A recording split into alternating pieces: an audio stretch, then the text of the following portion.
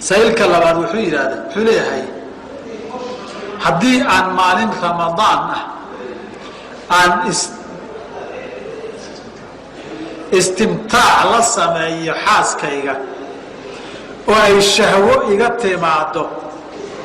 أما وحوغا درير محان كيرا رمضان horta haddii uu wax ka imanayo reerkaaga iska daa istaataabashadana ka fogow haddii aadan sidii nabiga ishanan karin sallallahu alayhi wasallam Aisha waxay tiri kaana amlakakum liirbihi uu ishanan jiray dee haddii aad sidaa u fududahay ama dhalinyaro tahay ama sidaaba u xaajo dhowdahay dee haba ka dhawaanin waxa ka yimid labaad mid sheegtay haddii uu dhareer yahay waa madyiguna way salaad ma jabiyo soonka oo shahwadii ma aha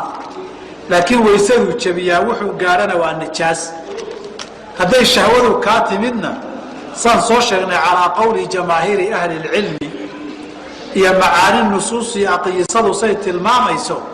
soonkaagaasi waa jabay laakiin dam istighfaar iyo ka wuxuu ka rabaa qadee كفارة ماذا قارسين ولي